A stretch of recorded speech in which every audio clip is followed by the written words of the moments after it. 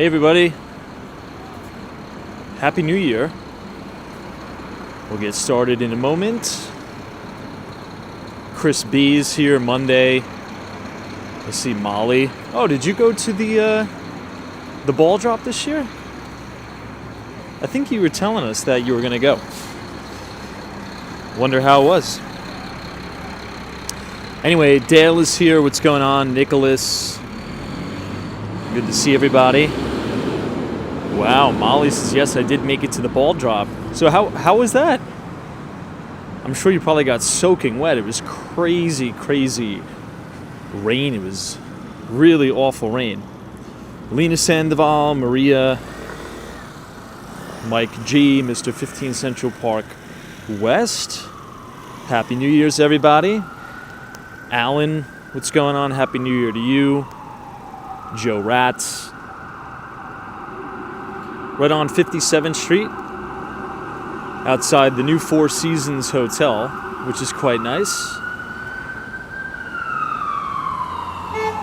Molly says it was soaking, insane in every way, but overall it was perfect experience. Oh my gosh. It was worth the 18-hour wait. That's crazy. Email me some photos or some videos. That's pretty interesting. I was just kind of hanging out on the outskirts of it, but I'm glad you had a good time. Kathleen is here. Good to see you, Kathleen. Happy New Year to you and your family. 1997. Diane. Chris. Adam says greetings from LA. Good to see you.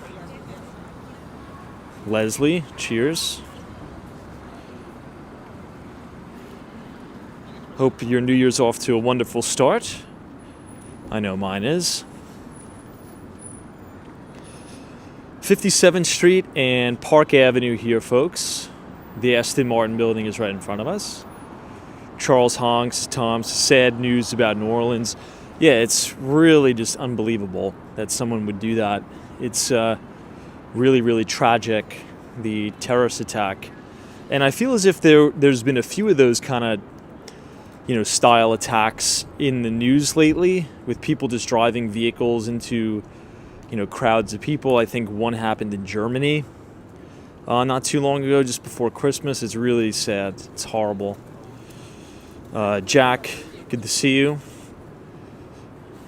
Chris B. We'll go ahead and get started in a moment, everybody, but we'll just do the quick audio and visual check. So if we're streaming in 1080p, and if the audio is good, just give a thumbs up in the chat and we'll get started. It's a pretty quiet day in New York. It is New Year's Day, so everybody is off. It's kind of nice to come to the office and just get some work done, just to kind of chill out. But it is a beautiful night in New York, and it's going to get significantly colder. We've been kind of blessed with really unusually warm weather for New York City, and now it's going to get very cold. Oh, that's right. Yes, Star Fox. That's another crazy piece of news that just happened on New Year's Day, I think, or New Year's Eve. The Tesla Cybertruck, I think. Now, I don't know if, pending investigation, but it looks like there was some sort of, massive either explosive device or explosive ordnance inside the Cybertruck that was parked right outside of Trump Tower in Vegas. So, really dangerous times we're living in. I always say, especially in a major city like New York, you always have to keep your head on a swivel. You really can't let your guard down ever here, because you just never know. You really always got to be looking alive all the time. So hopefully this will be the last of those, kind of attacks. We're actually going to cross Park Avenue to the east side because I want to check out this Cybertruck right here. That's outside of 425 Park Avenue. And then we'll kind of get into some topics. There was an amazing cover story this past weekend in Barron's talking all about drone delivery. I kind of want to cover that a little bit. Peter, what's going on? Happy New Year. Says a Cybertruck exploded at the Trump Hotel in Las Vegas that was rented using the same app for the truck in New Orleans. Oof. Yeah, and I think the FBI took over the investigation in New Orleans, which leads me to believe this is probably some type of organized terrorist attack, which is really horrible. Really, really terrible. Anyway, good evening, everybody. Welcome back to Walks in Wall Street.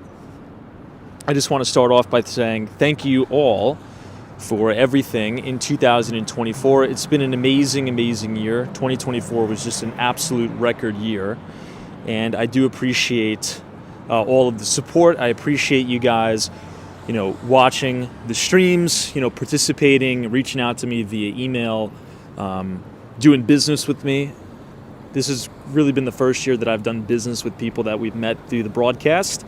So I really do appreciate everybody. I know that these are very, very long streams. They're like 2 hours, but you guys seem to show up every day. I think we learn a lot, and I think the best is yet to come. So I do appreciate all of you. With that being said, it is January 1st. It is 2025. We're now looking up at the beautiful 432 Park Avenue building.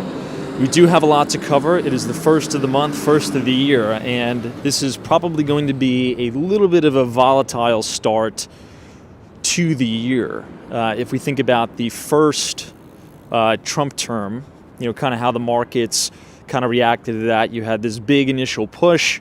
Right now markets are extended. You have all the major equity indices pretty extended from their major moving averages, the 50-day and the 200-day. You also have some seasonality coming in here where it was been a really unbelievable year on Wall Street. I mean, the bonuses are probably going to be monumental this year.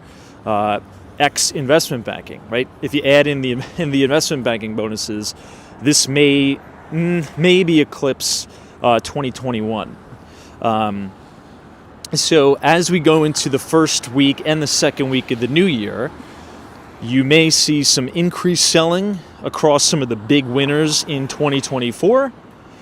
That's not a guarantee, but we kind of talked about why. One of the main reasons is that, generally speaking, when you have a big banner year like we had in 2024, a lot of funds on the street want to defer taxes. So if you ring the register and you sell down a major position right before the new year, well, you got to pay taxes come April. But if you want to kind of hold it over for the first week of the new year, then you kick that out one additional April, right? Not an exact science, doesn't happen all the time, but usually when you have, such a ferocious bull market like the one we've had, I think you're going to see some selling and profit taking. And we've actually seen that leading up into the end of the year, and perhaps it will continue. So let's say hello to everybody in the chat. We'll take a walk around Park Avenue. We'll go over to the east side. And I do want to see the Rockefeller Center Christmas tree one more time. So Lena Sandoval, good to see you. Connie Ruiz is here. Reggie 44, Sally, I want to be a GMO, welcome. Sir, Roy, Happy New Year to you. Sunshine After Rain, Happy New Year. Solid Nate, long time no see. Always a pleasure to have you here. Alan, appreciate you. New England Crypto, Chris B. Good to see everybody. Matthew, this is hello from Jackson, Georgia. Happy New Year. Torres says warms greetings, Tom. Happy New Year to you. Appreciate that. Joyful One, welcome. Alaska is here, says hi, Tom. Cheers, everybody. Park Avenue is very nice to walk down, particularly on a night like tonight, New Year's Day, because all of these buildings are big financial institutions that are off. So it's pretty much like a ghost town. So it looks very, very unique and quite the juxtaposition to what Park Avenue looks like on a busy weekday. We're looking at the 270 Park Avenue building right here, which is the new JP Morgan Chase office tower, which is now topped out, and they're starting to take some of the scaffolding down. This is 399 Park. They have a pretty nice lobby here too. I like the color of the stone. It kind of reminds me of some of the finishes in 53 West 53rd Street almost. But this is one of my favorite shots of all time. I mean, look at this. You have 432 Park Avenue, and to the right, this is one of the newest Class A office towers in the city, 425 Park Avenue. It's also one of the most eco-friendly buildings in America right now. And right here, this building is the newly opened Four Seasons Hotel on Billionaires Row, 57th Street. And they're actually going to start to sell condos in there too. Pretty cool. Hey, Doc 7, what's going on? Good to see you. Cheers. Omar says, city looking dead, question mark. Well, it's interesting. A lot of people, when they view New York, like on a broadcast, a live stream, they think that New York City's bumper-to-bumper pedestrians all the time. It's actually not the case. More often than not, it's actually like this. Only in Times Square area, Midtown Manhattan, I would say near Penn Station, like the Penn District, that's when you're going to have a lot of the foot traffic. This is Park Avenue, right? This is the Seagram building here, 375 Park. These are all big, Wall Street investment banks, hedge funds, family offices, things like that. Nobody lives here. Nobody works here on New Year's Day, so it's completely dead, which is kind of nice for a walk. Hence why I'm kind of moseying down Park Avenue today, because yesterday was New Year's Eve, and it was a little bit of a sensory overload, so to speak. Tofu shoots, good to see you. This is New York City, is a big place, lots of pretty chill areas. Yeah, I'm going to be at the Sutton Tower next week, and oftentimes I take you guys on a little bit of a walking tour of Sutton Place, New York, which is really, really peaceful. And we have the opportunity, our team, to do a little bit of a preview at the Sutton Tower, which is a Thomas Jewell Hansen building. He did a lot of the interior design and the architecture there. And I'm pretty excited because some of my favorite buildings in Manhattan, Thomas Jewell Hansen has worked on, particularly 157 West 57th Street, the first building ever constructed on Billionaires Row, and 5 Beekman Place. If anybody stayed at the Beekman Hotel down in Lower Manhattan near Pace University, the residences, the Beekman residences, that is Thomas Jewell Hansen. And Sutton Tower is one of his projects as well. He is a very, very talented guy. And one of the things that he likes to do is use natural materials in his work. So like natural stones, nothing is artificial or synthetic. And he claims that it keeps the design timeless and it's less likely to become dated. And I think that's so true. So if you're interested in kind of the New York City design, architecture industry, check out Thomas Jewell Hansen. I'll be at one of his buildings next week. This is also one of my favorite buildings here. Hey, Evan Weeks, good to see you. Thanks so much for joining us, and Happy New Year to you.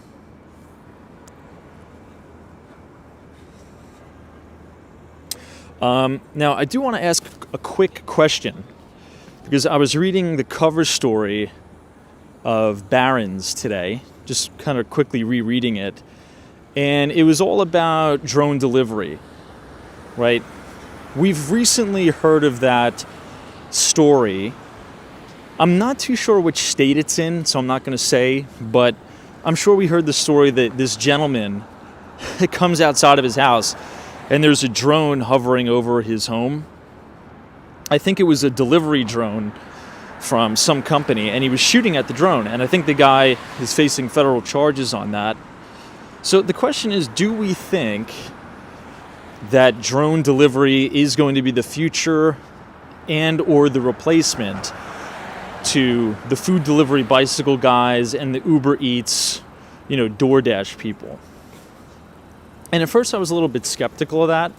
However, as I was reading this article, understanding a little bit better the size and scope of the opportunity and the use cases, right? It's not just DoorDash, it's not just Uber Eats, but there's a huge medical component here. So here's the deal.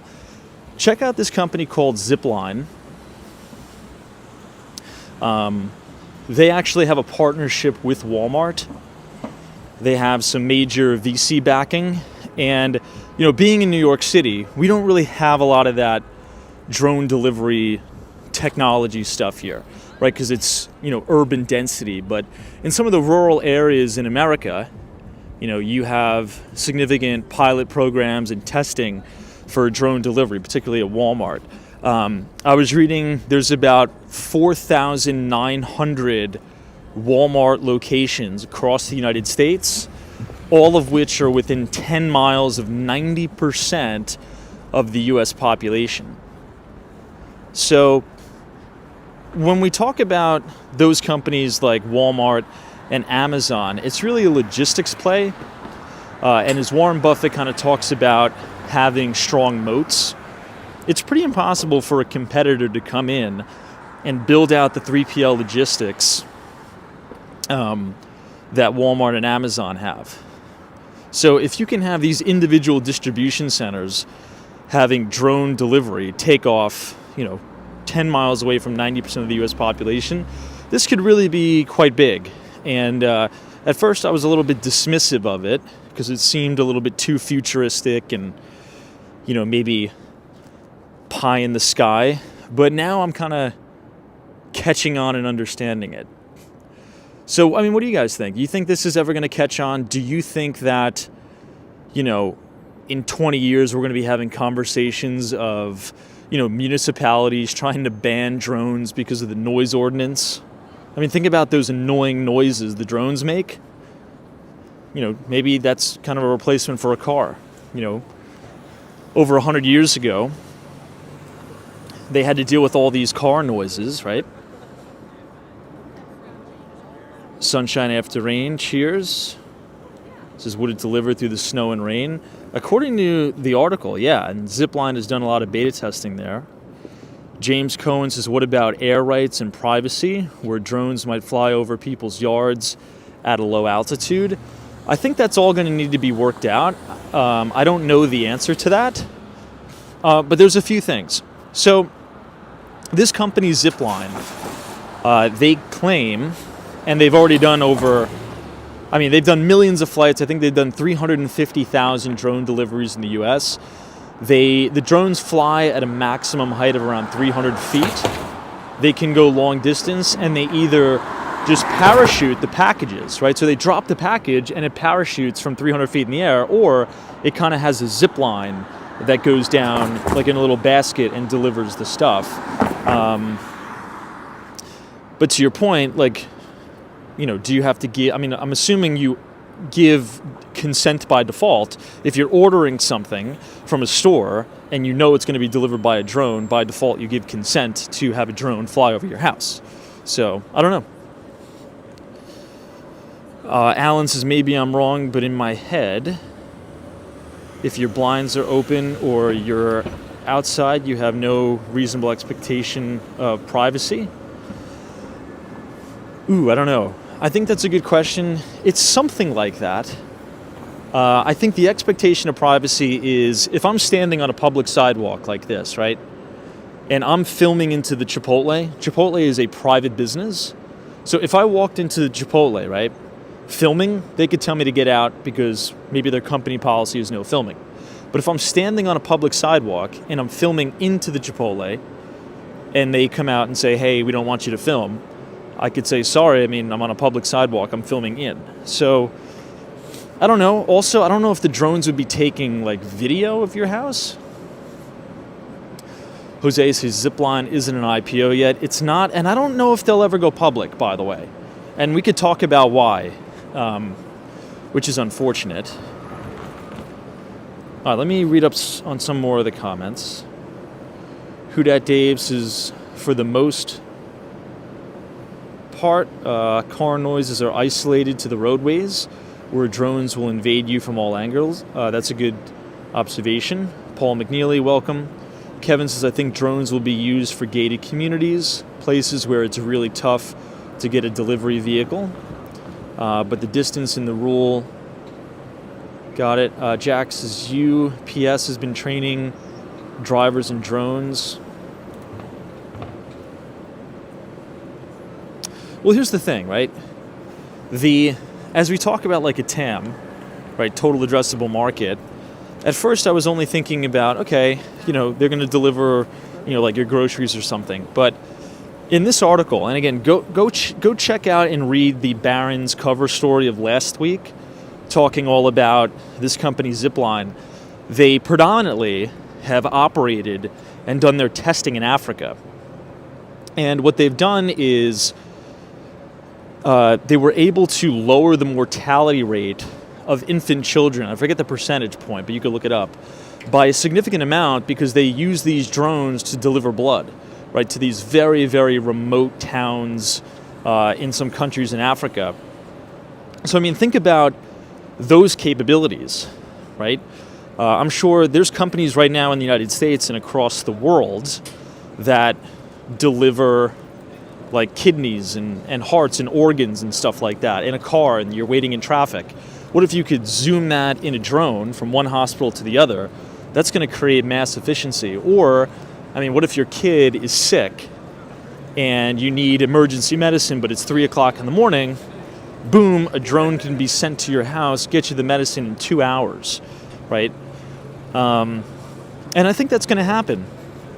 They also cited another statistic that we talk about oftentimes, and one of my theses for the future is that whichever company out there can deliver convenience and efficiency, they're going to be the winner, because you've had an explosion over the last 5 years in demand for same-day delivery and same-day order online in-store pickup. So people want things instantaneously, and they want it delivered directly to their house.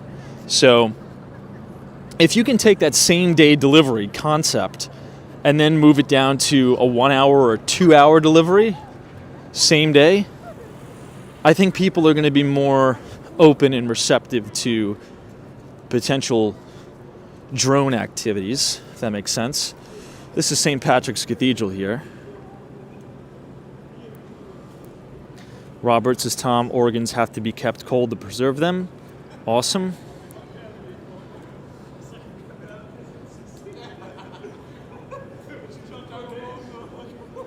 Who Dat Dave says the payload for a drone, even a large drone, is tiny. I think they mentioned that in the article, what the payload was. I don't know, but I mean, think about it for a city like New York City and Manhattan, right? What I would say is, imagine you had drone delivery and they just delivered all of your stuff to the roof. So let's say if you meet a certain threshold, let's say if you live in a condo, Midtown Manhattan, once that particular condominium gets, let's say, 10 drone orders for individual units, the drone would fly the orders to the top of the building and the doorman would just collect everything and distribute it. It's quite possible, because think about this. You don't really see this on the walking tours because we do it at night, but if you watch any of my walking tours during the day, you'll have Fresh Direct trucks, you'll have the Amazon trucks blocking traffic, you'll have like 100 Amazon delivery workers, 50 Fresh Direct delivery workers with boxes lining the streets. And it creates a lot of clutter and it creates a lot of traffic. So imagine if a lot of that can be repurposed up here, right? Reducing traffic, making quality of life better for pedestrians, maybe reducing a lot of pollution. I mean, think about all the pollution that idling a vehicle or a truck in the city creates. Something to think about. I don't know, I just wanted to mention it. Here we are at St. Patrick's Cathedral. Black Wolf 590 says, I wouldn't trust them in Orlando. They had a drone show and they went haywire. Oh, God. And one fell and it injured a child. I mean, those are all like very honest concerns. The only thing I'd say is, that is, I'm trying to coin a phrase for it. but it's almost like fake fear, so to speak, and I'll kind of explain. Because how many instances can you cite of a food delivery driver or a UPS driver or a New York City bus driver or any driver for that matter hitting and killing somebody and injuring a child, right, crossing the street? These instances happen all the time. The reason why it doesn't resonate with us is because this is our common life. When you have a foreign entity or a foreign technology creating one of those events that we've become so numb to, we kind of tend to exacerbate that incident. Even though it may be isolated in nature, we exacerbate the profoundness of it. In your point, and I'm not trying to downplay it, but in your point, I went to a drone show in Orlando. One of the drones fell out of the sky. It bonked the child on the head. It hit the child in the head and hurt the child. I don't trust the drones, ban the drones, right? How many cars, like we saw with the terrorist attack, caravan through people, either by accident or a nefarious reason. So, I don't know. I think we should be leaning into this technology, and funny enough, I think the rural communities in America are probably going to experience this and benefit from it before we do in cities. Sean Alexander says, Tom, have you seen the new Waymo semi-truck? Amazing stuff. I haven't. Let me take a screenshot of that. I'll check it out. Peter says, drones are a limited use case, but truck will be the predominant delivery method for bulky and heavy items. A truck can make multiple stops along a route, while a drone is basically one-stop delivery. Well, I mean, think about the hierarchy of delivery, right? Delivery is not just a binary thing, right? You have, if you've ever built out or worked on a logistics system, right? You have last mile delivery. So you have, think about the entire logistics supply chain, right, Peter? So you have cargo ships coming from China into the ports of entry into the United States. Then they get loaded on trucks, 18-wheelers, hauled across the country, and then you have your last mile. So drones is not going to replace that. It'll probably just make it more efficient.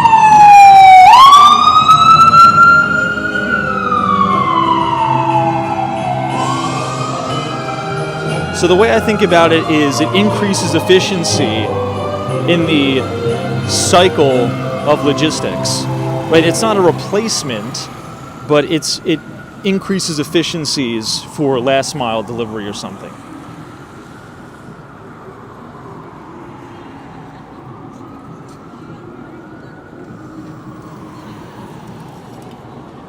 I don't know. It's an interesting conversation for sure.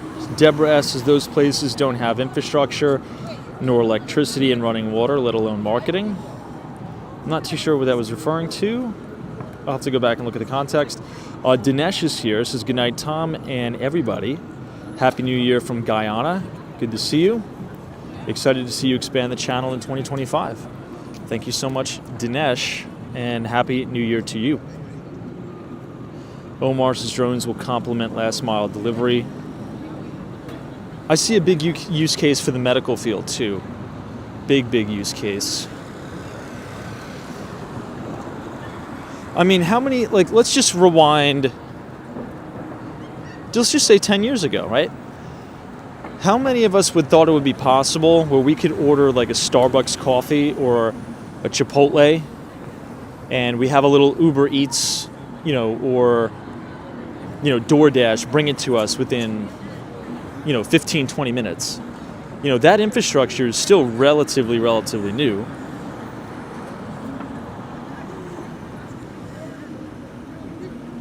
Dan says, don't forget the erroneous radio frequency bandwidth requirement that will be needed for communicating with all those drones. FCC may take issue with that.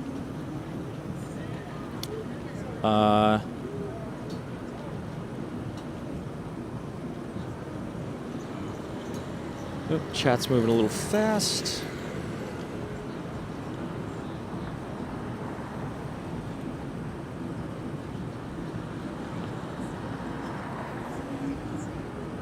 Yeah, I don't know. Anyway, if you want to know more about it, just check out that article in Barron's. The company specifically that they were talking about was Zipline, was the company they were talking about. But, to expand that to publicly traded companies, right, which I think is perhaps more forefront and relevant, particularly to all of us, right, because we have the ability to invest in those companies, right? I think, Jim Cramer always says, Apple is one of those companies. You don't trade, you just hold it forever. Now, this isn't, I always have to give this disclaimer. It's not financial advice, we're just having a conversation. In the tech space, right, Apple, Cramer would say, would be one of those companies. I think, holistically, Walmart and Amazon are both two of those companies as well. And the reason why I say that is because the moat, as well as the total addressable market, is so massive. I mean, think about just the sheer infrastructure that Amazon has and that Walmart has. Again, I'll kind of cite that statistic in the article. Walmart has over 4,900 locations, all of which are within 10 miles of 90% of the U.S. population. Right? There's going to be no company ever that's going to be able to successfully recreate that. I mean, that's just like run away. It's impossible. So from a last mile delivery, from a same day delivery, right? And this is kind of the key point, right? If you see where consumer trends are migrating to, I don't want it this week. I don't want it today. I want it 30 minutes ago. And the only companies that are going to be able to deliver you products, good products, high quality products in record time are going to be companies that have a massive 3PL and logistics infrastructure, and that is Walmart and that is Amazon. And that's been created over the last, 2 decades. I mean, what do you guys think about that? Disagreements, agreements, any thoughts? Hey, what's up, Brad? Cheers, and Happy New Year, by the way. Happy 2025. Love that beach. Just Happy New Year, Tom and chat. Thank you so much. Happy 2025 to you.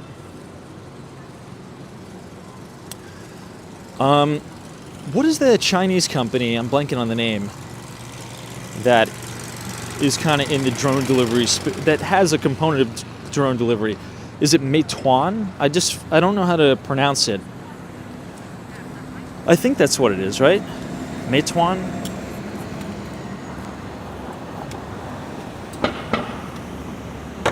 Professor Dario says, I am in the middle. You make me think as usual. Well, what would be like the Argentine component? Danny says Alibaba. No, I'm not thinking of Alibaba. I'm thinking of another one. Amy says, I watched your videos from a few months ago about Penn Station and all the surroundings. It was very cool. Thank you for sharing. Thank you for watching. Yeah, there's a lot of interesting stuff going on at the new Penn 2 project. That's going on by Vornado, which is a pretty prominent developer. I'd say on the residential side, Vornado is most famous in New York City for 220 Central Park South, which is also a great building.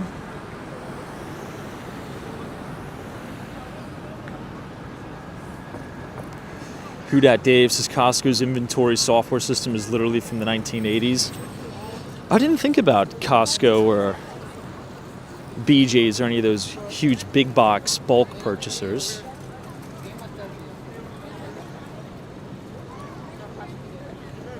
David, what's going on? Daryl says Happy New Year, everybody. Happy New Year, Daryl. Jeff W277 says I barely live within one Walmart. That's in Dearborn, 8.9 miles away. However, Michigan is the exception. I feel as if that's pretty close. I mean, 8 miles away from a Walmart, that's like a 10-minute, 20-minute drive?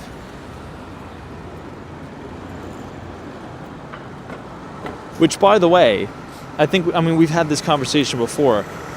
if you think about the quality of Walmart products, particularly the superstores like the produce and things like that, the quality has gotten, I would say, 200% better over the last 8 years.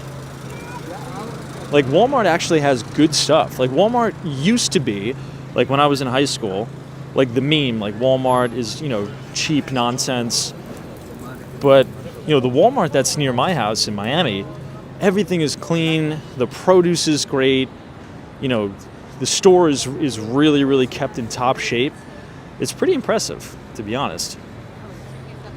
Reggie44, thank you so much for your generous $10 donation. Says Happy New Year, Tom. Looking forward to the second channel. Thanks again. Thank you, Reggie. And likewise, sending you all the best for 2025. This is the Peninsula Hotel. Android X's Walmart sells Wagyu steaks now? I didn't know that.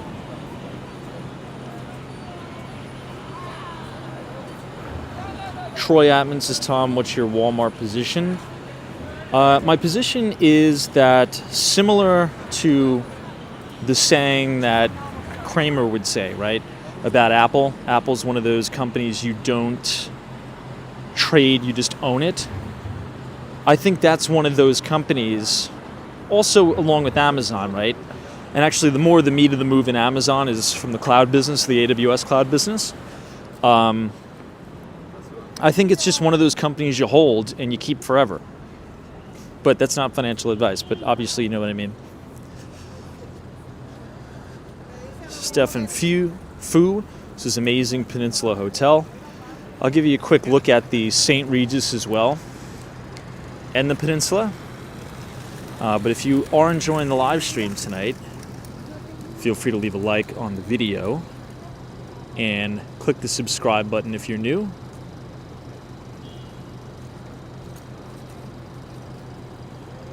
Also, as a quick reminder, everybody, we're going to be sending out our 2025 Market Outlook investor letter very soon. If you like these kind of financial conversations that we have each and every night on the broadcast, I think you would enjoy our Substack. We publish every other Thursday, and we're just about ready to send out our 2025 Market Outlook piece. Yeah, Demetrius is amazing. They cleaned everything overnight. Yeah, the sanitation department is out in full force after New Year's Eve. It's pretty impressive, to be honest. Abdullah, what's up? Thanks for joining us. God bless. We'll head up to 57th Street and then we'll head down.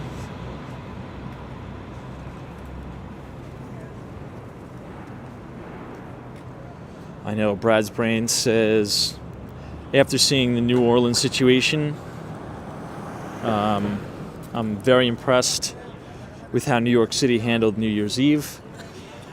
That whole situation is such a tragedy. But there's just so many questions I have. Like, how do you not have those like metal barricades up everywhere like we do in New York? I don't know.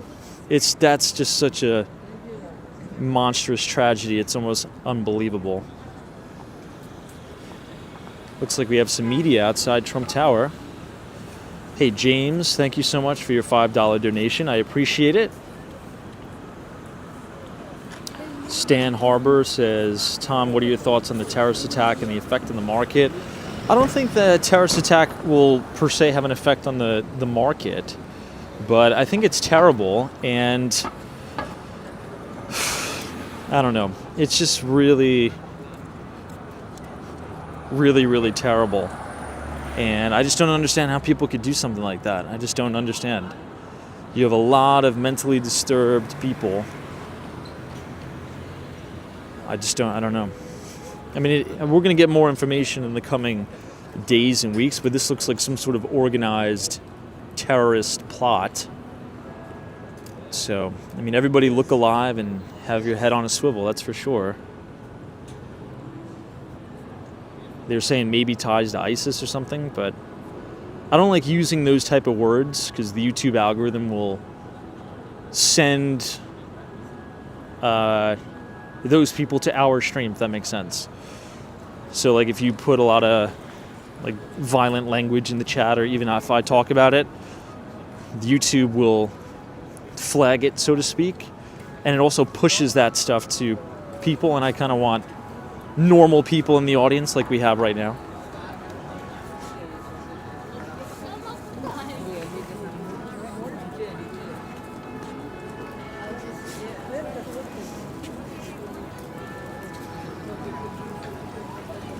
I wonder when all this stuff is going to be coming down.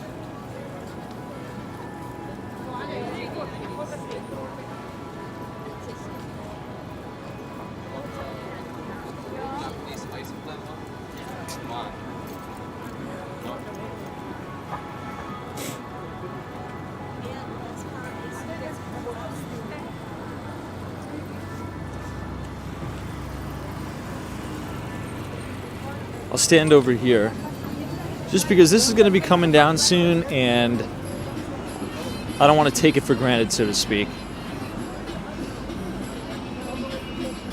Sanders says, Happy New Year, Tom. Tesla. Indeed.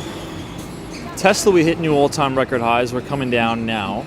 You have a lot of the leaders have broken their 50 days, so I think we'll probably go into a little bit of a correction Q1, maybe even into Q2. I mean, it's been an unbelievable run. We've now had 2 years officially of 20% plus returns in the S&P 500. The good news is, usually whenever you have 2 consecutive back-to-back years of 20% plus returns in the S&P, the third year is positive for the S&P over 70% of the time, with an average return of about 8%. Which is still, I mean, really, really good. I mean, a lot of investors are conditioned to, these outsized returns, but even 8% return is pretty good.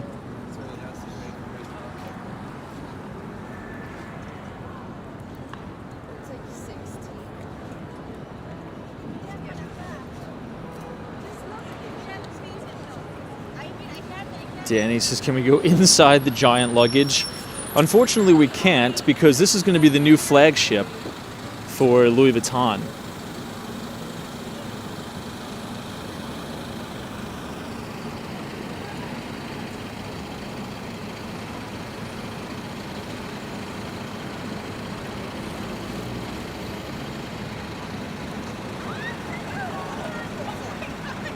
Someone says, what's your outlook on oil? Well, let's put it this way. What has Trump repeatedly said about oil?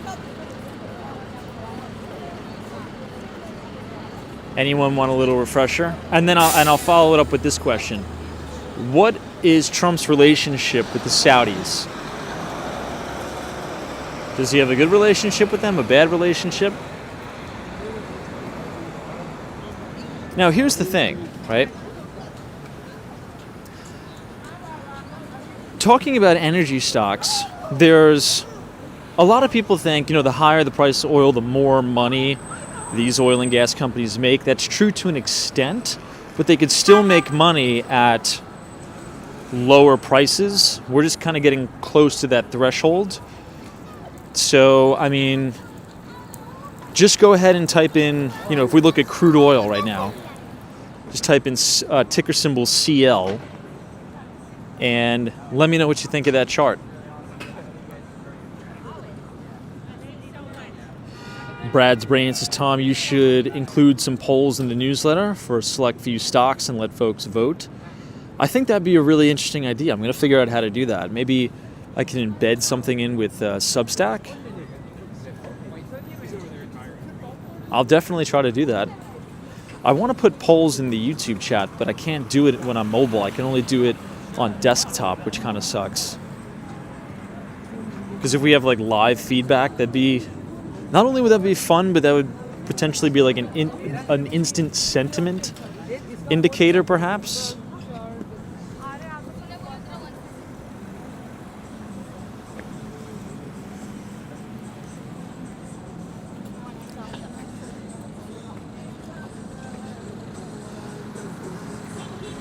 I mean, here's the deal, right? when you think about it on a global scale,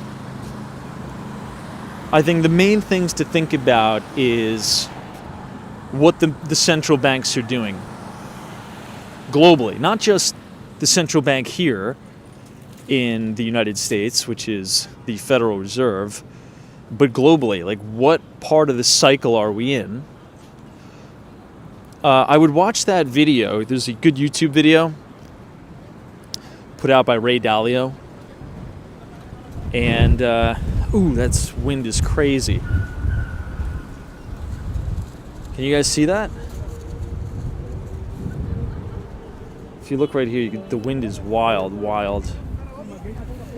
I believe the YouTube video is called How the Economic Machine Works, and he essentially kind of details a business cycle from predominantly a monetary policy perspective.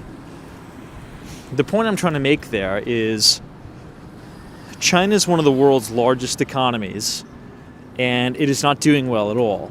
They're in severe trouble. So that's prompting their central bank, the CBOE, my God, the PBOC. Oh my gosh, that's how you know I've quite tired from the new year. The People's Bank of China to ease significantly. And it just so happens to correlate at the same time as really global central banks are easing.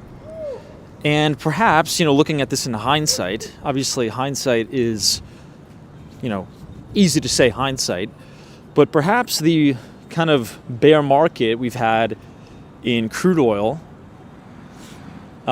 forecasted the abysmal and lethargic economic growth in China. Will that continue? That's anybody's guess.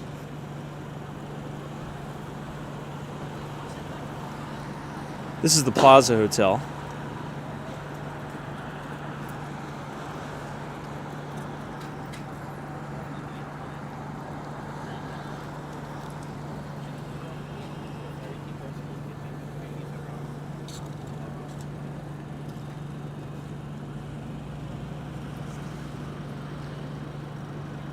James Cohen says oil has a notch where too low a price you cannot afford to produce, too high you cannot sell it. As long as it stays there, the number can vary accordingly to the economy. All is well.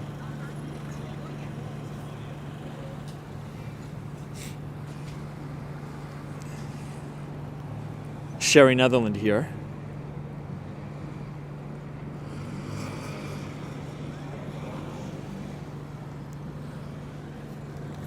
This also kind of ties into the debate, because I don't know who posted this in the chat just about 10 minutes ago, but someone said the economy is dependent on population growth or something like that. Now, obviously, we could debate that all day and all night, but here's something interesting, and I posted this on my X account the other day because everyone was been having this crazy argument, and everybody's been getting all upset about immigration and visas, and it's not my place to give my opinion on visas and immigration. I think I have a pretty rational thought process on immigration. We want very highly qualified and smart people here, and if you come here and you break rules and you make trouble, you got to go back. But anyway, what I posted is, if you go back and look at Japan, right? Their total gross domestic product, so all of their economic output in 1995. The reason why I use 1995 is just my lifetime, right? The year I was born. And then you project that forward to 2023. And then if you do the same exact projection with U.S. gross domestic product or U.S. GDP, and you project that to 2023, what do you get? And I was potentially trying to draw a correlation here, right? I was kind of responding to an argument. Somebody said, how come Japan's economy is doing so great and their economy is growing and they've never had to take in any immigrants, right? Something to that effect. Well, I'll let you guys fill in the blanks, But look at where you could just Google this or ChatGPT or use, any type of AI tool you'd like, Perplexity AI. Look at Japan's GDP output in 1995 and in 2023, and look at US GDP in 1995 and then 2023. And then narrow down into the data set even further and look at Japanese GDP growth over the last 2 years. Over the last 2 years. I'll give you a hint. I've turned bullish on Japan. You could say like the Nikkei 225 index over the last 1.5 to 2 years.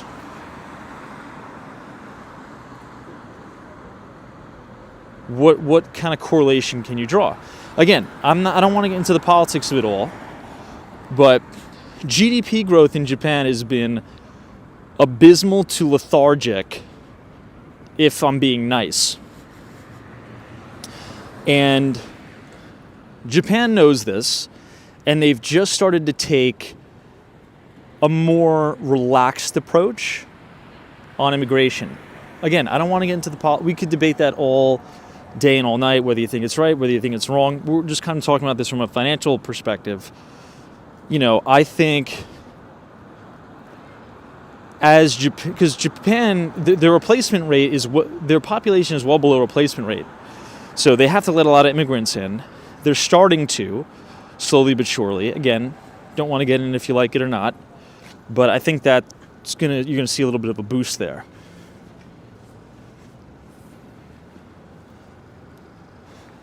This is 50 Central Park South. This is the Ritz-Carlton Hotel and Residences. Danny says Japan's relying more on Korean labor now. Something interesting about Korea. I was reading this article. I think it was in Reuters. Korea is the number one country in the world for robot labor. So in terms of robot integration into the workforce, Korea is number one. Why do you think that is? Why do you think that would be? Stefan Fu says, the Ritz-Carlton is my favorite hotel brand. You would love this one. Now, if you enter right here, this store is the Residences. This store is the hotel. It's just a really, really beautiful building. Susie D says, hey, I live in Cincinnati, Ohio. It's all right here. I feel like moving back to Mexico. All right. D says food and shelter. Hold on one second.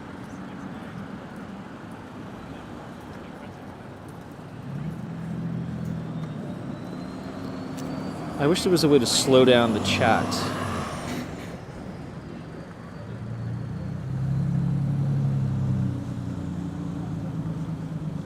Because every time I want to read one, it just jumps to others.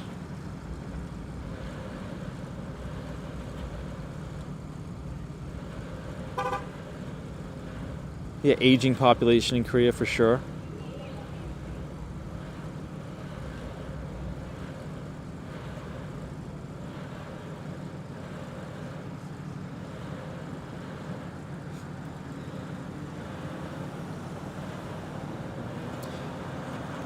Mr. Mike says, I found your channel last night, and I was like, okay, strange, but I'll watch. Today I watched a bunch of your videos, and I can't say how thankful I am. Thank you so much, Mr. Mike, for watching. Jack says, Japan has a falling birth rate.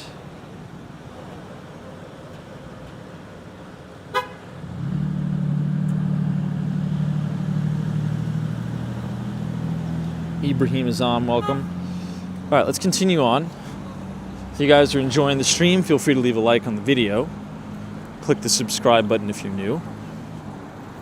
We're now at one of my favorite places in the city. This is Avenue of the Americas, right at Central Park South. We're overlooking the Upper West Side.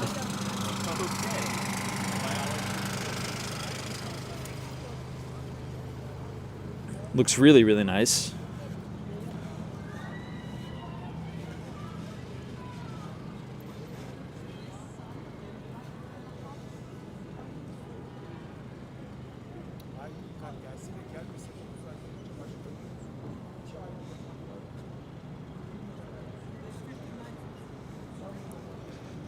Let's venture a little bit into Central Park.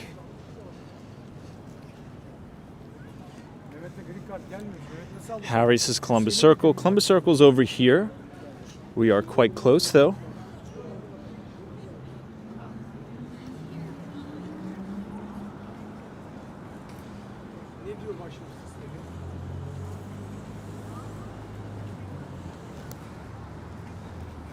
Check this view out, everybody. This backdrop is Billionaire's Row. If you're new here, this building right here is called Steinway Tower. The address is 111 West 57th Street. It's the skinniest building, skinniest residential apartment building in the world. This is 157 West 57th Street. That was the first building ever constructed on Billionaire's Row. The developer is Extel. And the two penthouses, one of which is owned by Bill Ackman, CEO and founder of Pershing Square, and then Michael Dell, obviously CEO and founder of Dell. And then this one is Central Park Tower, which is also another Extel development. And then this is a Vornado project, 220 Central Park South, which is very reminiscent of this building over here, which is 15 Central Park West, nicknamed the Limestone Building. And a lot of big Wall Street powerhouses live there, such as the former CEO of Goldman Sachs, Lloyd Blankfein, and Daniel Loeb. And I was actually just watching a lot of old Dan Loeb interviews, which were very helpful and very good. But what do you guys think of Central Park? What do you think of Central Park South? It's quite nice with the cloud.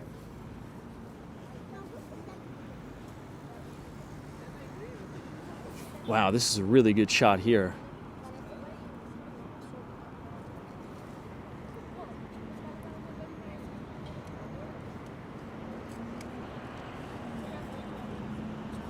Which one do you like the best? Steinway Tower, 157 Central Park Tower, or 220 Central Park South? Which one do you think? There's also one more, but we can't see it from here.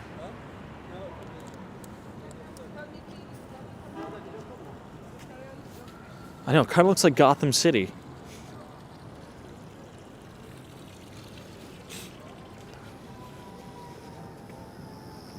James is 220 Central Park South. Well, that is the best-selling building on Billionaire's Row.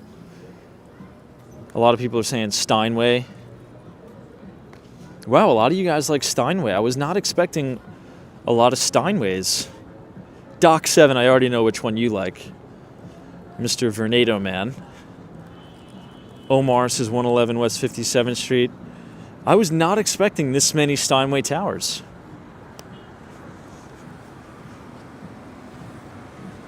Daily Watcher says 53 West 53rd Street. Well, there you go. That's your building right up here. I think my favorite one is 157.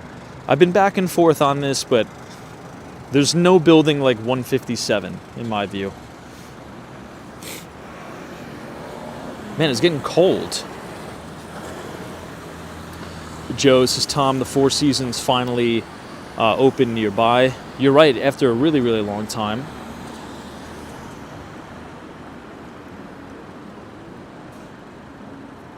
Reggie44 says Steinway only because of the very few apartments. Yeah, there's a lot of scarcity there, right? This is kind of what you would call like a bespoke product. That's a really good point. I mean, if you're buying something on Billionaire's Row and you're paying these crazy price points, you kind of want something very exclusive, like a one of one, right? A lot of times when I'm talking to clients and like advising them on those type of properties, you know, that's what I say, because you have some really nice buildings in New York that are available, like individual condo units that are available for sale, but some of these buildings just have so many units. Example number one. The building that we just were looking at when we started the stream is a building called 432 Park Avenue. I'm sure you've heard of it, maybe you haven't. If you haven't, well, the developer is Harry Macklow of Macklow Properties. And he also led the largest office to condo conversion in the city's history. The project is called One Wall Street. It's adjacent from the Trinity Church. The problem is, they used all of the same fixtures and finishes that were in 432. It's a beautiful building. And they used all the exact same to mirror One Wall Street. The problem is there's over 580 units at One Wall Street, and it's not selling well, and it doesn't really have good views. So they overspent on the development, and they're having a really, really difficult time selling out. So if you're going to spend those crazy price per square foot ticket prices, why would you want to buy in a building that has so much supply, right? When you could buy a 1 of 60, like in a Steinway, or like a 1 of 140 or something like that, with better views. So it's a good point. You kind of want to look for that bespoke scarcity, if you will.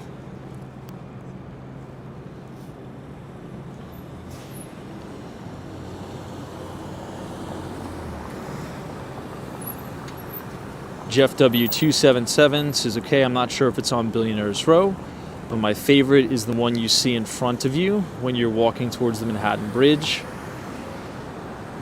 So I have two buildings in mind. Is it One Manhattan Square? Or is it the Olympia Dumbo on the other side by the Brooklyn Bridge? If you Google the photo of it, if you Google One Manhattan Square, maybe you could let me know if that's the one. I think that's the one you're talking about. That's also an Extel development. That's pretty nice, but the neighborhood is just okay. Maybe a little bit less than okay.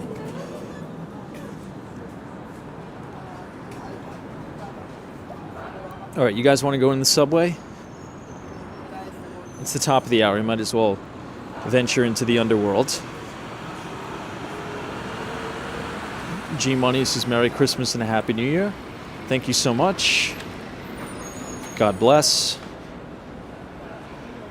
This is the F train station. You can go all the way to Jamaica, 179th Street, or Stillwell Avenue.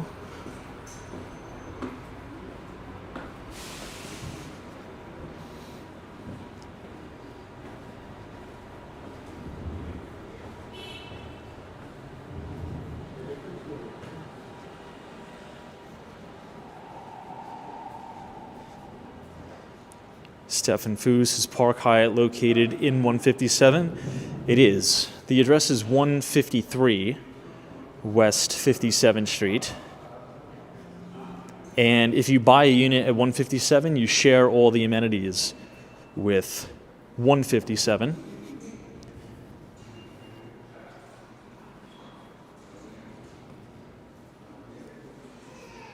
This is going to be a new entrance here.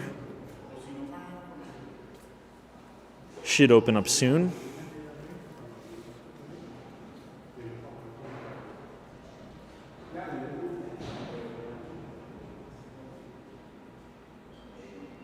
Oh, Jeff W277 says One Manhattan Square is definitely not it. Huh.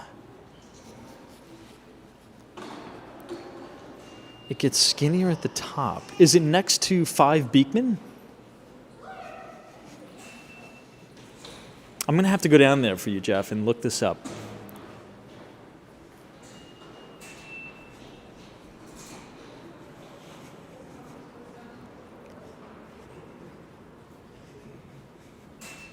These are like the little MTA booths here, where like you could ask questions. Now, if you see over here, those are the ticket machines. Nobody really uses Metro cards anymore. They tap to pay. I'll show you. So like this. So if you have your phone, it's called Omni. You could use Apple Pay, and they accept all the major credit card issuers. But these machines is where you would get the old Metro cards. It's just like an evolution in New York, if you will, right?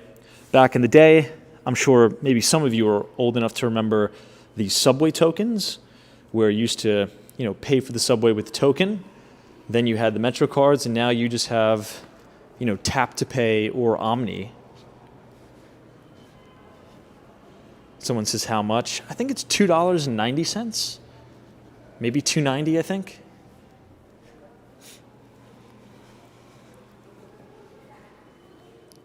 Potentially going up in price, maybe to $3 even.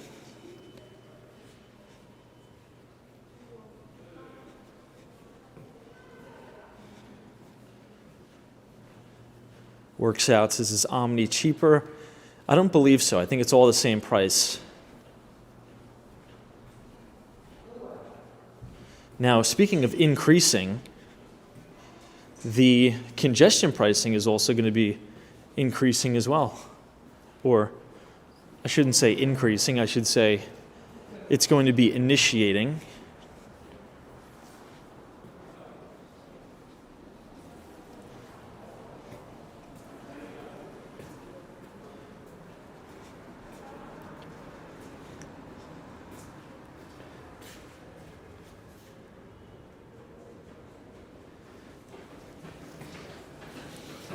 This should bring us on the west side.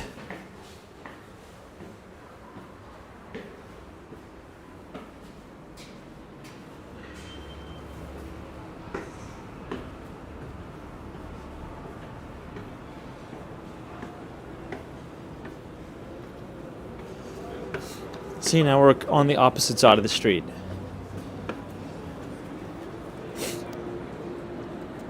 So we started over there and navigated here. So if you're in a rush and you're stuck at a red light, you could just navigate underground.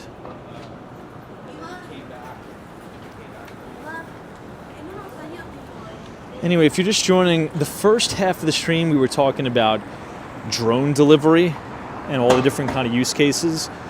We're talking about this company called Zipline, who now has a partnership with Walmart.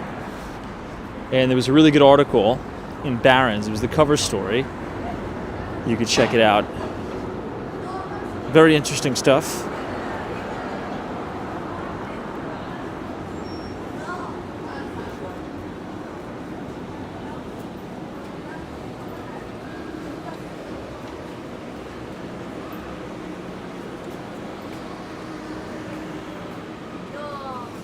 This is the Hilton Hotel. We're actually going to come by 53 West 53rd Street in a minute.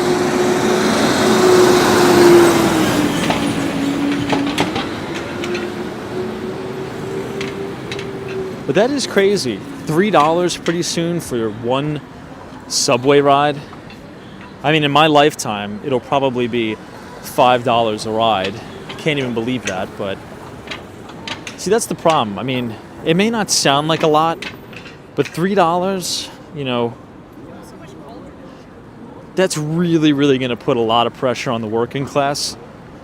And so is this congestion pricing. It is going to squeeze the lower class and the middle class in New York City. Because again, the ultra wealthy that live in New York, the prices don't matter to them, right? And I'm saying that facetiously. Obviously, all prices matter. But, I mean, if you're of ultra high net worth, and even if they bang you for $80 a day on the congestion pricing, you're still going to have indestructible wealth, right? You're just going to eat it. But a lot of people are going to have to make some adjustments, particularly if they come into the city and they drive, or maybe they're coming from the boroughs and, you know, they work very late at night. They're going to have to be forced to use the subway when sometimes the subway is not the safest late at night.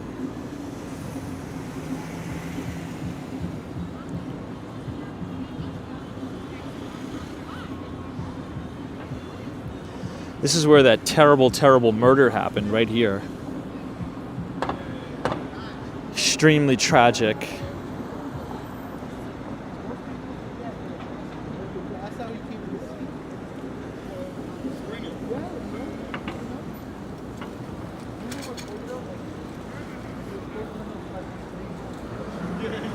You could really feel the temperature dropping significantly right now.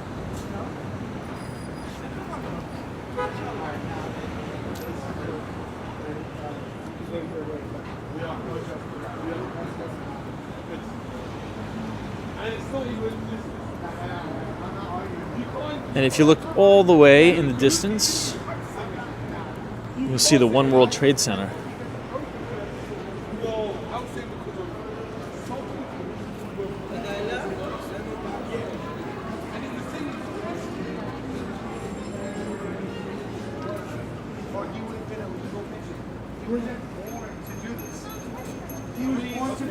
under 5 foot.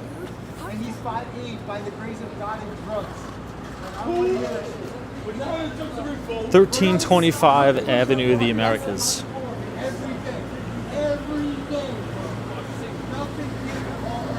Hello, mate. 2008. Good to see you. We're just exploring Manhattan on New Year's Day.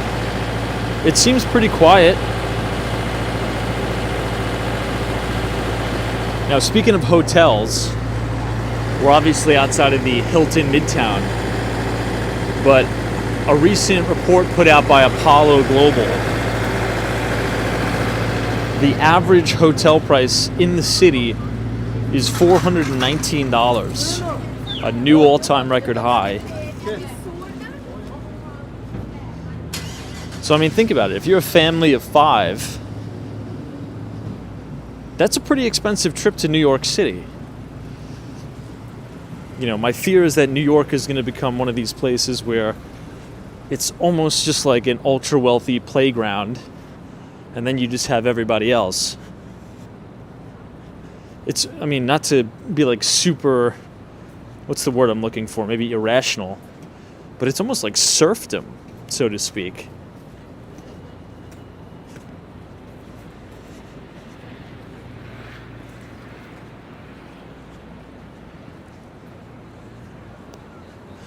I want to pass by the Sheraton Hotel. Rock and Roller Man says, Tom, are you pro-union? Yes or no? I'm pro-union sometimes, and I'm against unions other times.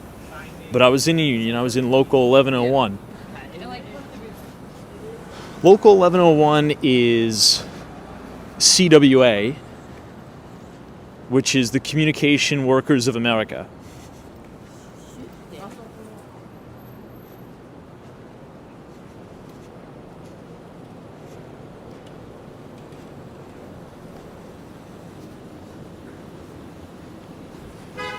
What about you? Any union workers here?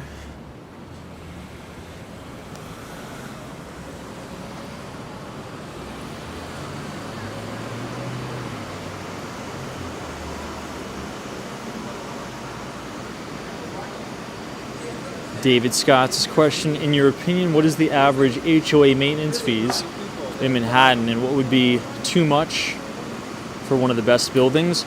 Well, it really depends on the building. Sometimes if it's a very, very old building, the maintenance is going to be very, very high. Also, one of the things that could impact the monthly maintenance is the amenities. You know, if the building has 24/7, 360 doorman, right, or 365 doorman, and you have staff, you have porters, right, those are salaries, those are overhead that you have to pay. So in a lot of buildings, the common charges can really be cut down significantly, but you're going to have to make a lot of tough decisions saying, okay, well, maybe we only have a part-time doorman that works between the hours of... Some developers have been foregoing regular, physical doormen and women, and they've been putting in a virtual doorman to kind of keep those common charges down. Also, they've been perhaps foregoing some amenities. So if you have a pool, if you have gym equipment, that all is going to significantly impact your common charges. But it's very high, very, very high at a lot of buildings. Also depends on the age, how old the building is. Is it coming up on any side of assessment? That's why you really have to look into the financials of a building too before you're going to buy it. Because what if it needs a new roof? What if it needs a new HVAC system? What if it needs a new elevator? Right? What in the lobby? What if you have to put in all new elevators? That's going to be big money, and that could significantly increase your common charges.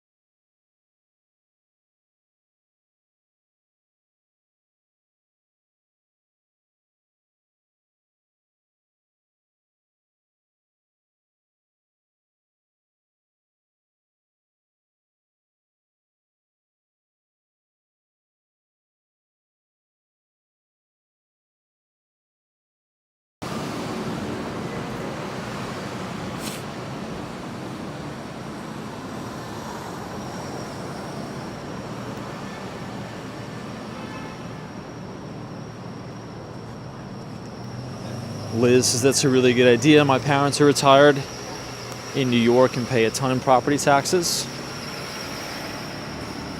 And it's particularly depending on where you live, it could be very crazy, like extremely, extremely high.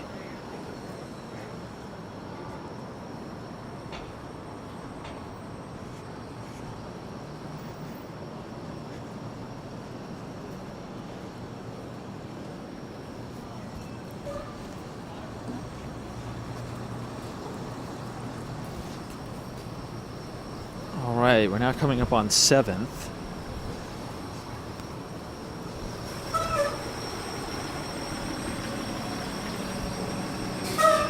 For sure. Yeah, Kevin says the root of the problem is government spending is out of control.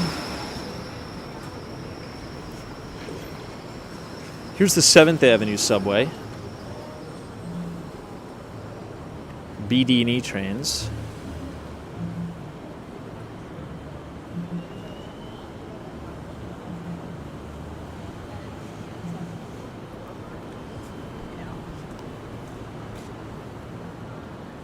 That's another thing, to MBA Elias's point. You know, the insurance rates. A lot of people in some of the most expensive parts of the country as it relates to insurance, like Florida, California, you know, they're just choosing to self-insure, which is a fancy way of saying forego the insurance. Obviously, you have to have your property or your mortgage 100% paid off, because if you're going to get debt on the property, there's no way a bank is going to lend you money if you don't have insurance, because technically that's the bank's house. But if you have a mortgage, technically the bank owns that house, right? You can't not have insurance. But a lot of people that have their properties paid off, they can't afford these crazy insurance premiums.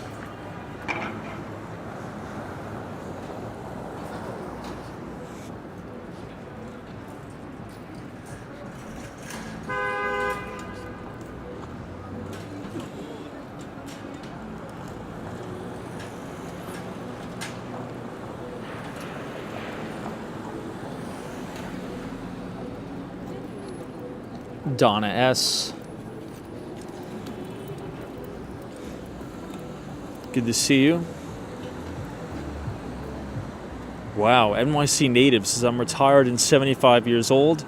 I had to take out a loan to pay my property taxes. That's absolutely criminal.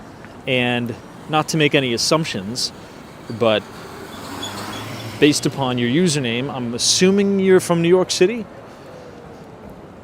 Like, think about that. We are housing illegal immigrants when we have homeless New Yorkers, homeless veterans on the streets, you know, wasting billions of dollars in taxpayer money, giving everybody free stuff. And we're requiring New Yorkers to get a loan to pay their property taxes in retirement. If that's not like a diabolical, I mean, I don't know what is. That shouldn't even be a political statement. That's just like absolutely diabolical.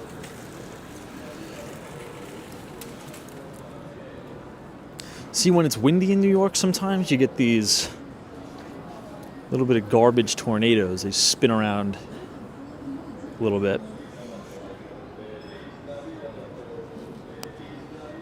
But look, I think that's rational and fair. If you worked your whole life, you paid into the system, you know, chances are if you have a paid off house, you've paid a lot of property taxes throughout your life, I think you should get a break. It's not like you're evading taxes and you haven't paid them. You know, if you had a mortgage on your house and you've been paying that your entire life, or if you just own your house for your entire life and you finally paid it off and you're in retirement, you've paid probably, in some cases, hundreds of thousands of dollars in taxes throughout your lifetime. So I think you should be, you know, you paid into the system. You paid your fair share. Here's the Park Central Hotel.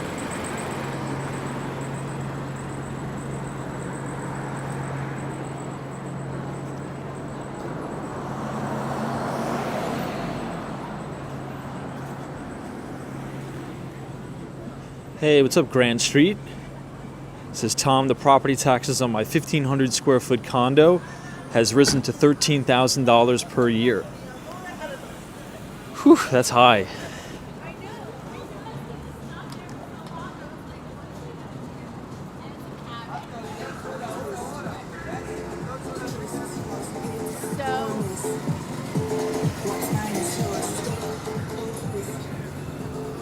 $13,000 is like New York pricing, depending on where you are. I think the highest property taxes are in New Jersey, though. But yet again, New Jersey, I believe, has some of the best public schools in the country. Same thing with Long Island, New York. Out east on Long Island in Nassau County. They're up there. I don't think they quite beat New Jersey, but they're pretty high. But Long Island has very, very good public schools. I think Oceanside Public School, Jericho, is very good as well.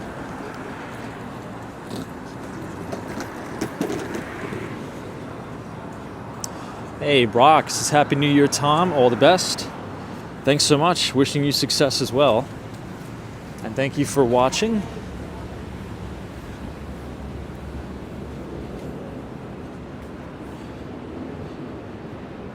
G Money says, but New Jersey home prices are low. I guess it depends on where you're buying, but the counties that I'm thinking of are not low. I mean, if you're talking about like some of the top municipalities in New Jersey, I wouldn't consider the real estate there cheap.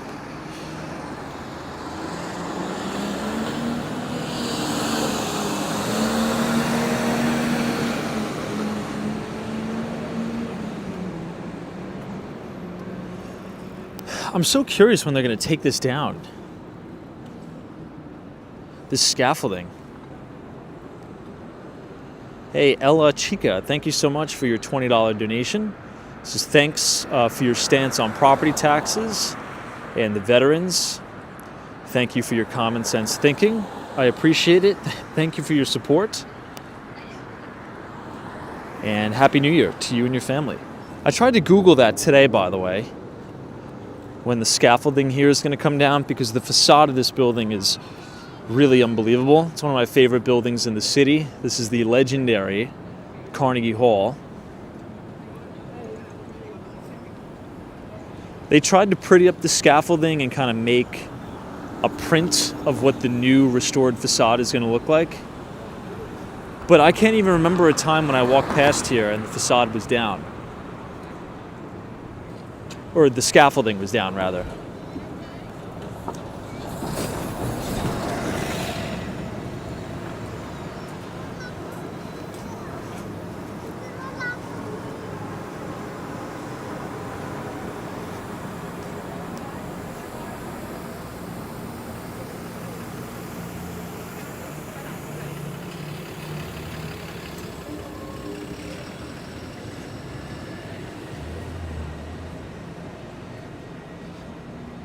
Stephen Edwards is New Jersey.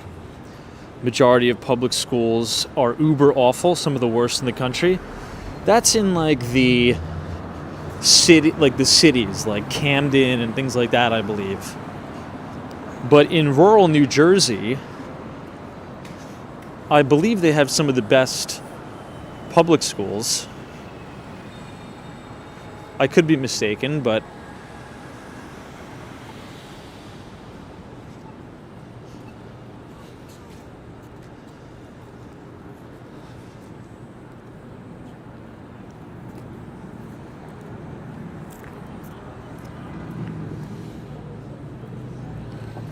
Trevor N says, any thoughts on Revel rideshare platform? Interesting business model. I see them sometimes driving around. You know what I also see driving around, to your point? If you go to Miami, Florida, you could see something called Freebie. I'm not sure if anybody here is from Miami-Dade. But there's this company called Freebie that has all Teslas. I think their entire fleet of vehicles are Teslas. And they give out free rides. I don't know how they're able to do it. Maybe it's just through advertising, but you can call a Freebie and they'll take you wherever you want in that district. I think there's one in Sunny Isles Beach. There's one in Surfside. There's a lot of them.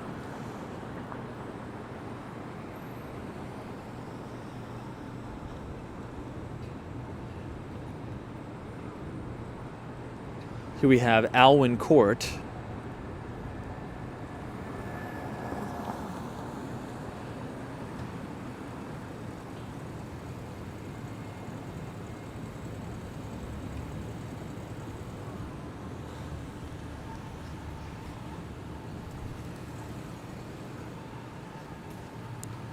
We'll go back to Central Park South.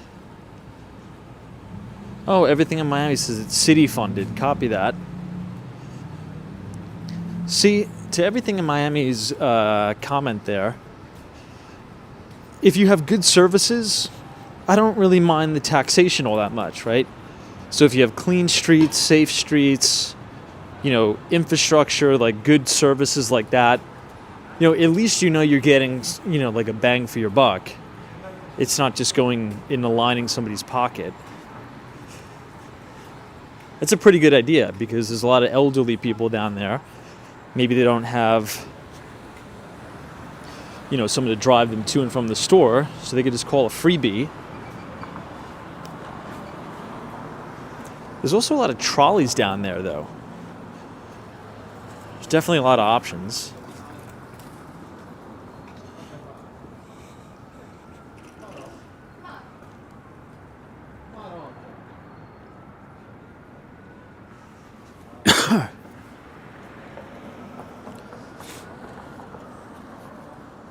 The temperature change here is crazy. Like I could feel it in real time.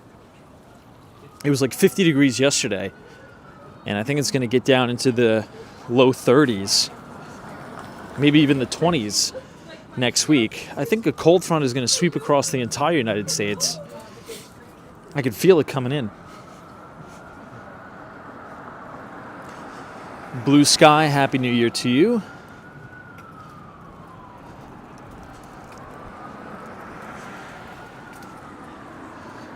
Leos is just a tad quieter than last night.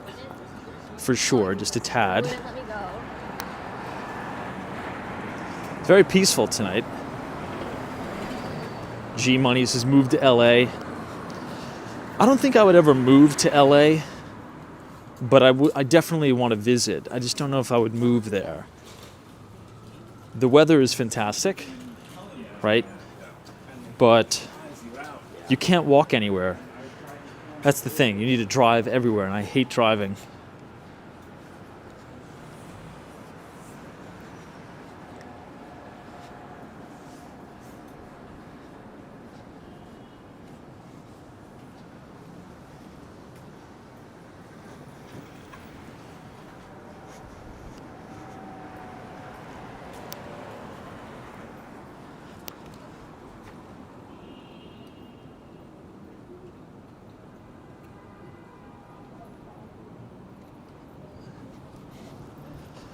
David's the same here in Miami.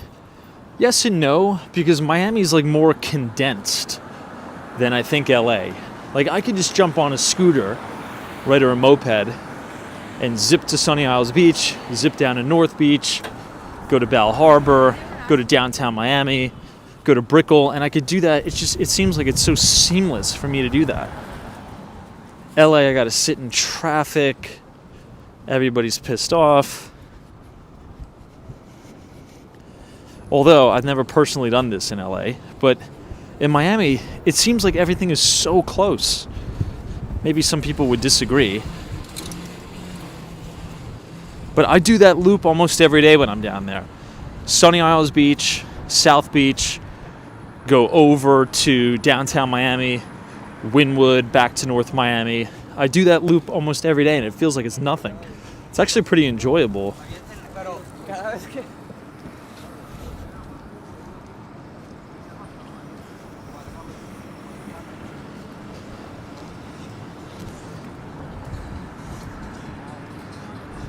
And sometimes I go all the way up to like the Aventura Mall.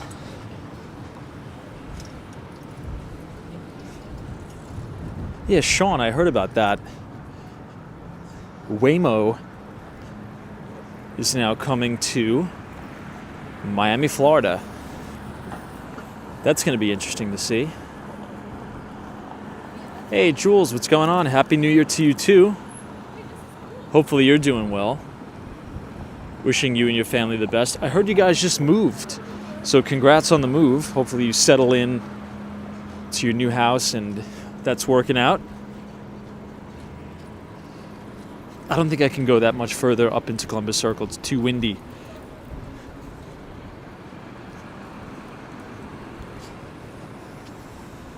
That's a good point. Ibrahim Azam says, I would seriously consider living in Miami if the city had high wages like Silicon Valley. Yeah, I mean, it's getting there, I'd say. It's not there yet, for sure. Totally true. But at least the trajectory is in the right direction.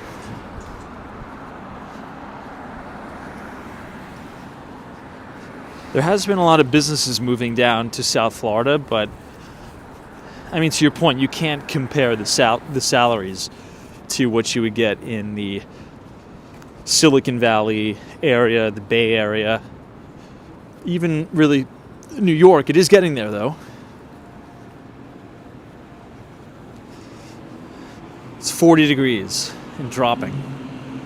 With the wind chill, it feels colder. Hey, Papa Smurf, the OG, what's up? Happy New Year. We were looking for you last night. I was like, maybe he'll be out riding around in the truck. I'm sure he had a busy night. The security was crazy packed. Jay says, I love Miami too because I saw your video. Thank you, Tom. David's housing in Miami has become expensive. It's become crazy, crazy expensive. But I feel as if rent prices are coming down in Miami now. They're just starting to come down.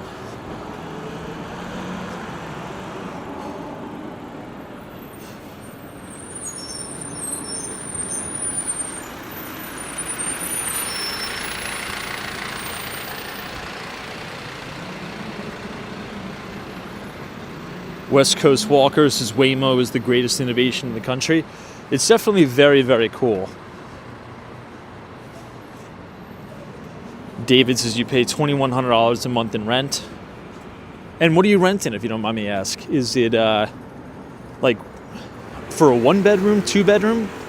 Oh, David says for a 2-2. Oh my God. That is awesome pricing. I wish we had that pricing here in New York. Now, obviously, without giving out your exact location, where ballpark are you renting that? But 2 bedrooms, 2 bathrooms, $2,100? Damn, dude, that's great. And your place is probably what? Is it over or under 1,000 square feet, you think? Maybe a little under? Kendall area. Got it. See, I have the mindset of New York City. So whenever I hear $2,100 for a 2-bedroom apartment, I'm like, what? That is such a steal.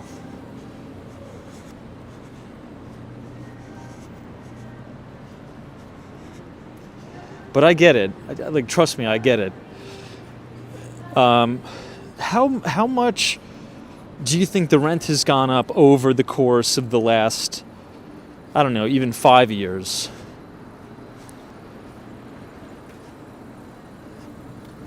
Mitty Maddie says our 2-bed, 2-bathroom apartment is $950 a month in Missouri.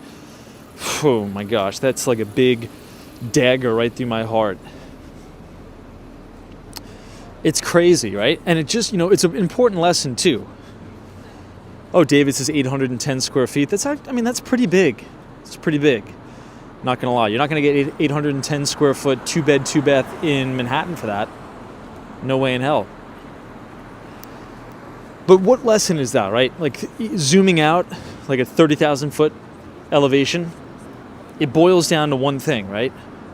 It's location, location, location. And that's really, if you had to take one thing away from real estate, that's what it is. It's location, location, location. People want to be in Midtown Manhattan, right? People want to be in Miami, Florida. People want to be in the Silicon Valley. People want to be in LA. It's location, location, location. The desirability.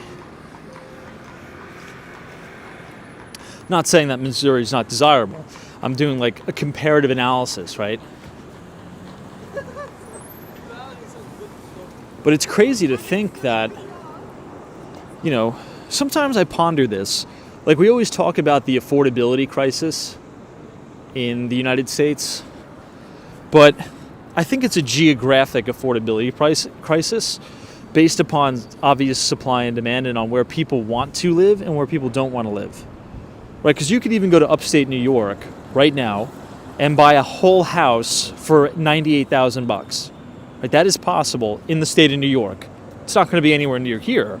You're going to have to probably travel 300 miles north of here, but you can get a house, okay, for a little less than 100 grand.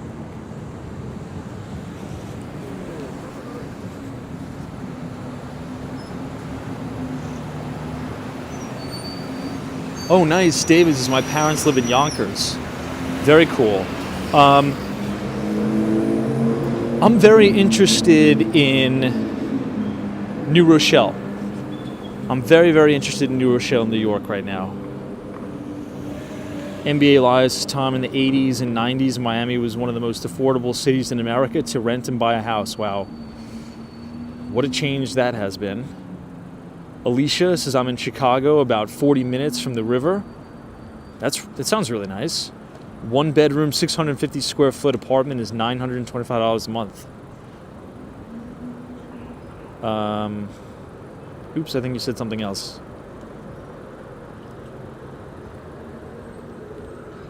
I just lost the comment. Paul says, I rented a 3-bedroom, 1-bathroom house in Nashville, Tennessee for $1,500 a month, less than 15 minutes from downtown. That sounds really nice too. Alicia, now you're saying it's now over $1,000 in 2024.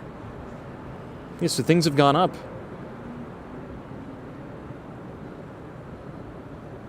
How is that, by the way? Like, what kind of area is that? Is that anywhere near the Trump Hotel where you live?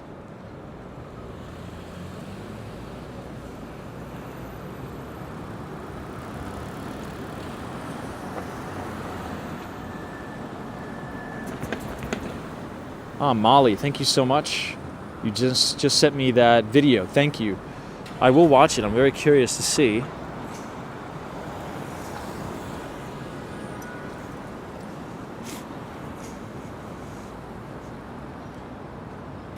John says, Tom, a 1-bedroom apartment in brand new building in northern Indiana is $1,300 a month. Wow. And so you're talking about a brand new building. So I'm assuming there's probably like a really nice gym in there. There's probably a swimming pool. There's probably all types of amenities. That's what I was really surprised about with New Rochelle. There's some really nice buildings up there. I'm talking about for rent. I would never buy anything up there.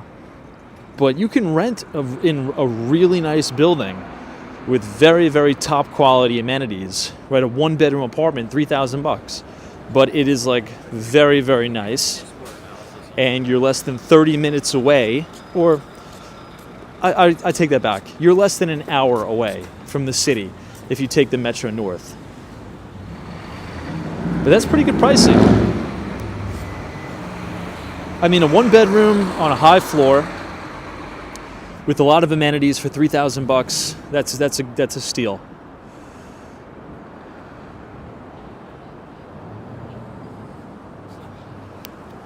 Because $3,000, if you want a comparable building, it's going to be tough to even find a studio for that price.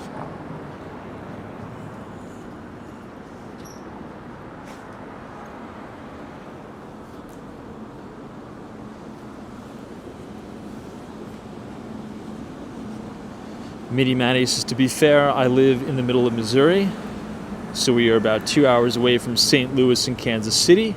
Rent in those cities for a 2-bed, 2-bath would be around $1,300 to $1,500 easy, and that's still, compared to what we're talking about, that's really affordable.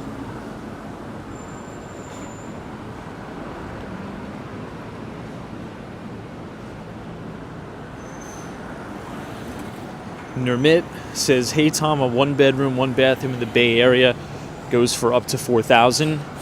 Nermit, if you live in the Bay Area, which I'm assuming you do from that comment, there's fire sales going on right now in the San Francisco Bay Area for residential real estate. I think if you have a good career down there, if you're making a lot of money in the San Francisco Bay Area, I mean, some of this stuff is being just shellacked. And I think all of the nonsense is going to rectify itself, like the crime, the filth of San Francisco Bay Area. So I say the Bay Area, San Francisco is a buy right now from a residential real estate standpoint. I think you can get a pretty good deal.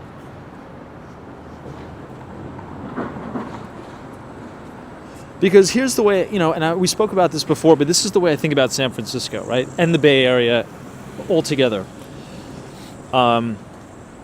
Quality of life has decreased significantly. However, what's diverging, right? You're seeing quality of life go down, but you're seeing, damn, that Tesla was speeding like crazy. He just bottomed out his car on this thing.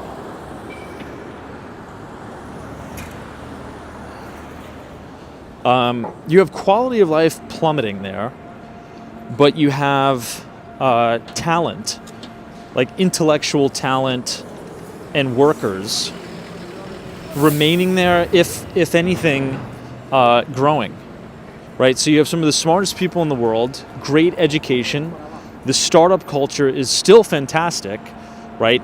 There's been a lot of talk about how, like, Miami and Austin, Texas are upcomers in the startup culture.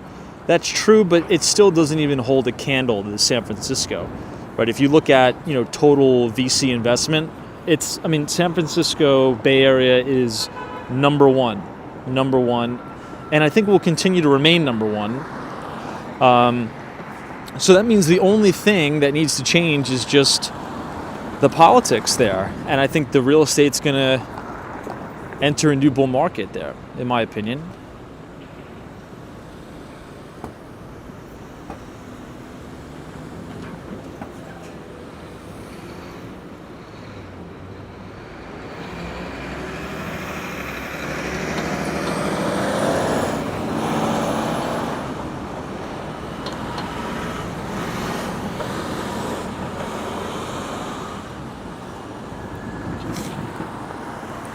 All right, let's cross here. We'll go to 58th Street and go back. I gotta be up early tomorrow.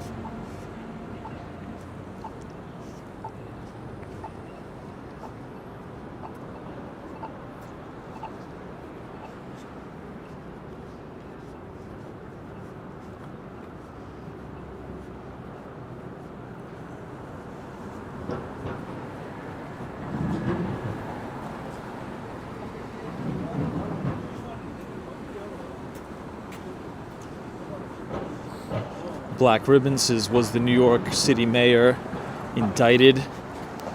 Yeah, whatever happened to that story? Right? And I'm being serious. I'm not trying to be sarcastic. I honestly don't know. I remember that for sure. Right? Wasn't Mayor Eric Adams indicted on something and then we just never heard anything about it ever again?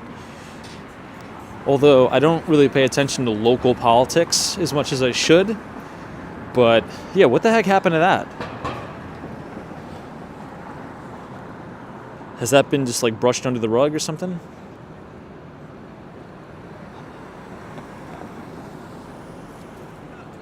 I know, Alicia says it just disappeared.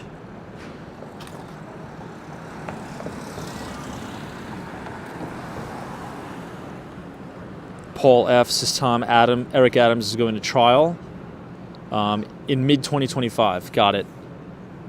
So we'll probably hear it in the news cycle. Ooh. I think that's one of those Dobermans, right? Those things are like full on attack dogs there.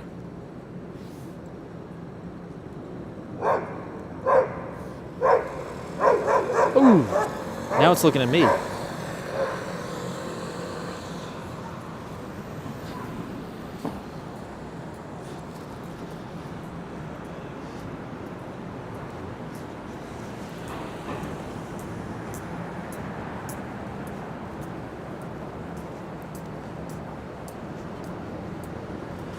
You know, speaking of dogs, there's a lot of condos now that are non-pet friendly because they just don't want to deal with the liability, I guess.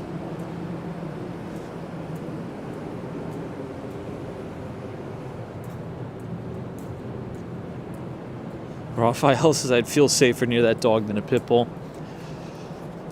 I mean, I think people need to have a serious conversation about pit bulls. You know, every year you hear those just horrible stories of like pit bulls mauling little kids in the neighborhood and stuff. It's terrible.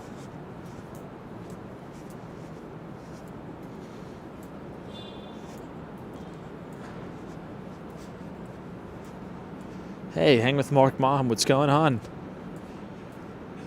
Happy New Year.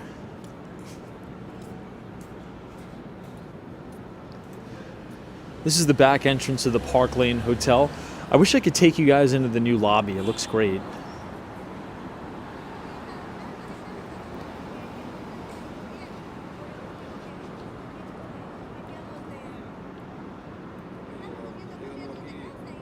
Deliver from Brazil, welcome.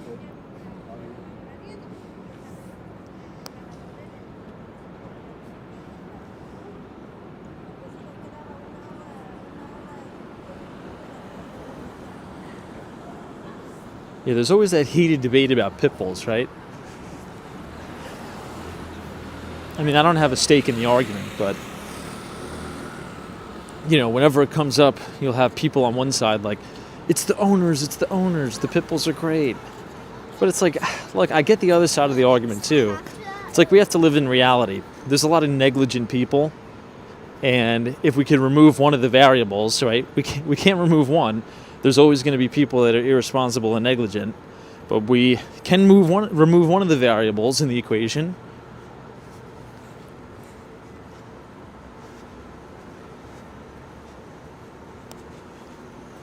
This is the shops at the plaza, which I think is closed now, but it does look beautiful.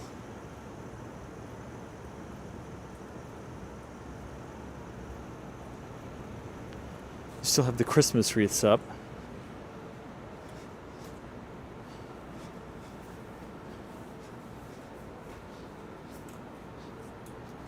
The delivery's on the other side, on the Central Park South side. Yeah, no worries. Take care.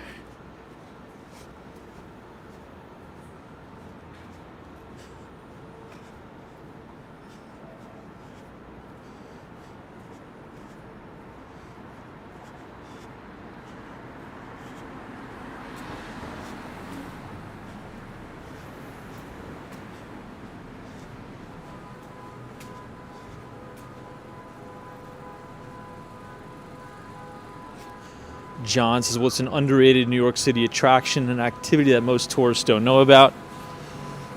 I'd say the top two, I'll keep them to outdoor activities, would probably be Riverside Park on the Upper West Side of Manhattan, and then the new East River elevated park in Sutton Place.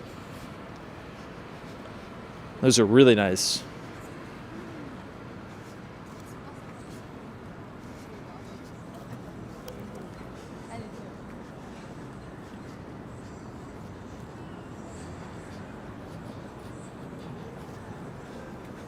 I think that's one of the best things about the Upper West Side, because not only can you enjoy Central Park, but you also can enjoy Riverside Park, which is right on the Hudson River.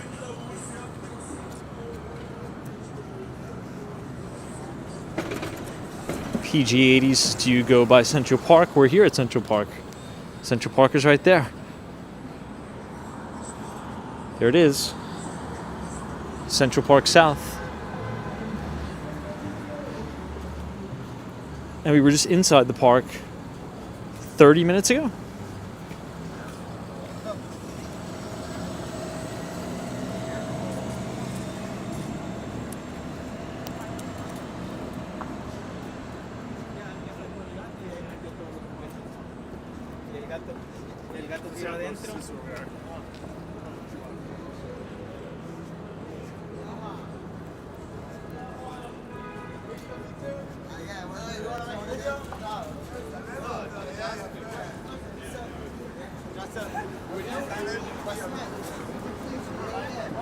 Oh yeah!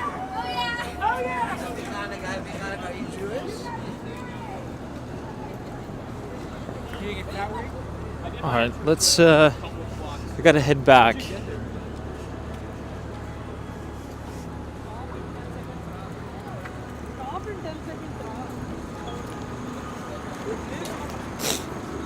Tomorrow's gonna be one of the first days everybody's pretty much gonna be back in the office, so.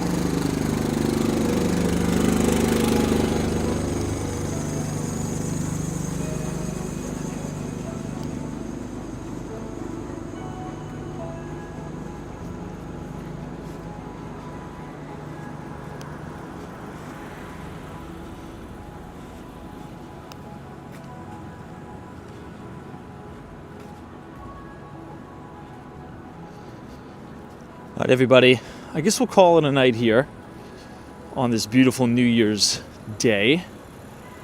We will be back tomorrow at 8:45 p.m. I have to be up early tomorrow morning, so I'm going to check out. But I want to wish you all a very happy New Year. Thank you for everything in 2024. And wishing you all prosperity and success for your first real day back to work in the new year, which is going to be tomorrow. So Omar, thank you. Al Baker, Emma, Mohammed, Andy, Joseph Hardaway, all of our moderators, Stephen Edwards, Professor Dario, Jack Jackson, Mohammed, Hang with Mark Mom, Chloe, David, Susan, UniJ23. Thanks, everybody. We'll see you tomorrow. Ibrahim, appreciate it.